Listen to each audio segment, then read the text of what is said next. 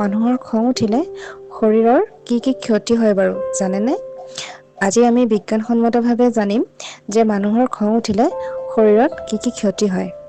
আজি এই তথ্যৰ ভিডিঅ'টো আপোনালোকৰ জীৱনৰ বাবে বহু মূল্যৱান তথ্যৰ ভিডিঅ' হ'ব বুলি আশা কৰিলোঁ। বন্ধুসকল, আমি সকলোৱে জানো মানুহৰ খং উঠাটো এটা খুব বেয়া অভ্যাস। ই বহু ক্ষেত্ৰত ক্ষতি কৰে। কিন্তু বিজ্ঞানৰ ক্ষেত্ৰত খঙে মানুহক কি কি ক্ষতি কৰে তাকে জানো আহকচোন।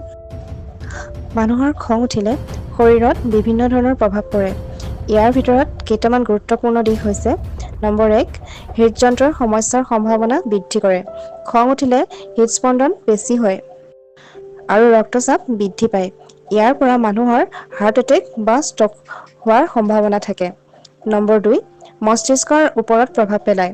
অতিমাত্ৰা খং হ'লে মানুহৰ মগজুৰ এমিগডালা অংশ অতি সক্ৰিয় হয়, যাৰ ফলত বিচাৰ কৰিব পৰা ক্ষমতা কমি যায় আৰু আৱেগ নিয়ন্ত্ৰণৰ অসুবিধাৰ সৃষ্টি হয়। নম্বৰ 3, ইমিউন ছিষ্টেম দুৰ্বল কৰে। নিয়মিত খং উঠি থাকিলে শৰীৰৰ প্ৰতিৰোধ ক্ষমতা কমি যায়, ফলত সহজে ৰোগত আক্ৰান্ত হোৱাৰ সম্ভাৱনা থাকে। নম্বৰ 4, হজম হোৱাৰ সমস্যা সৃষ্টি। খং উঠিলে মানুহৰ পাচন তন্ত্ৰৰ কাম-কাজ ব্যাহত হয়, যাৰ ফলত গেষ্ট্ৰিক বা আলচাৰৰ সম্ভাৱনা থাকে।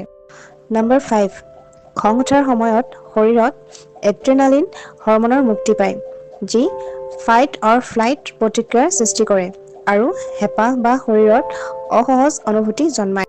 নম্বৰ 6, নিদ্ৰাৰ সমস্যা। খং উঠিলে মানুহৰ মানসিক উদ্বেগ বৃদ্ধি পায়, যাৰ ফলত নিদ্ৰাত ব্যাঘাত জন্মে। বন্ধুসকল, খং উঠাৰ অভ্যাস এৰাই চলিবলৈ কেইটামান কাম কৰিব পাৰে। ধ্যান বা মেডিটেশ্যন কৰিব লাগে, ব্যায়াম কৰিব লাগে আৰু মন সংযম কৰাৰ অভ্যাস কৰিব লাগে। ইয়াৰ উপৰিও প্ৰয়োজন হ'লে পৰামৰ্শদাতা বা সাইক'লজিষ্টৰ সহায় ল'ব পাৰে। ধন্যবাদ বন্ধুসকল।